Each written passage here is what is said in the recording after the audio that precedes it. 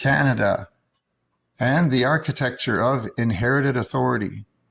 Episode 6, The Continuity of Authority.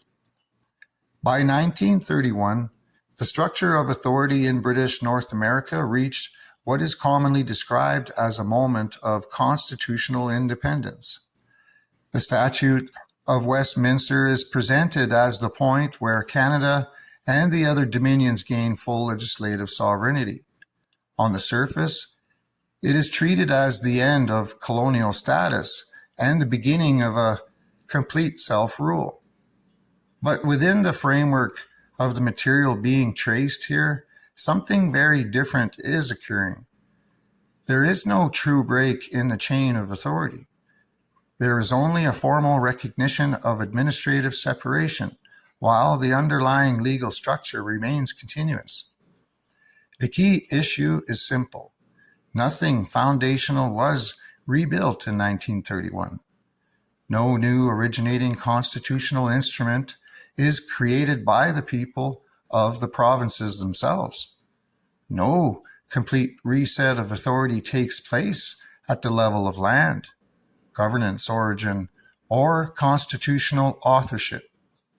Instead, what happens is that the existing system acknowledges that its internal units will now operate with legislative independence, while still existing inside the same inherited framework that predates the announcement.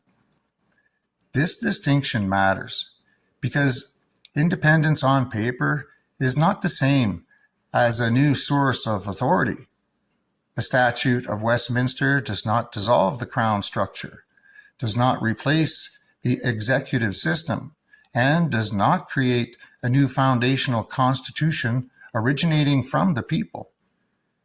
It confirms that the Dominions can govern their own internal affairs without British parliamentary interference, but it does not re-establish where authority itself originates.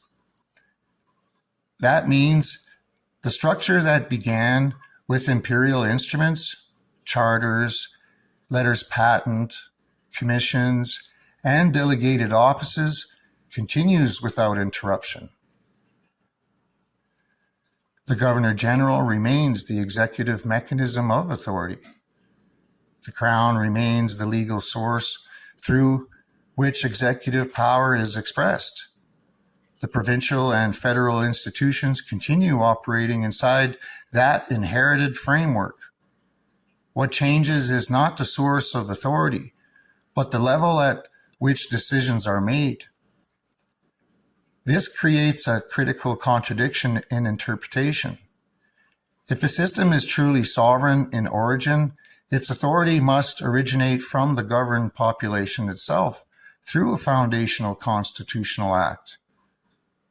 But if authority is continuously expressed through inherited instruments that were never fully replaced or reissued by the people, then what exists is not a newly created sovereign system, but a reclassified administrative structure operating with greater internal autonomy.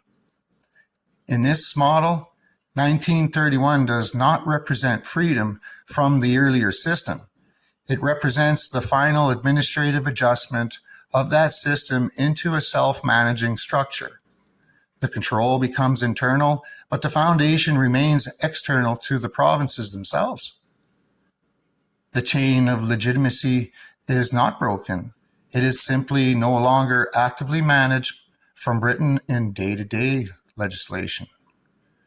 This is why the appearance of independence can be misleading. The language changes, the responsibilities shift, the political identity evolves, but the structural origin point is never reissued by the people as a new constitutional source. There is no documented moment where each province, as sovereign entity, reconstitutes its authority from the ground up. Instead, authority continues to flow through the existing legal architecture, which is simply reinterpreted as autonomous. From this perspective, the Statute of Westminster functions as a transfer of operational control, not a creation of constitutional origin. It moves legislative independence closer to home, but it does not reset the system itself.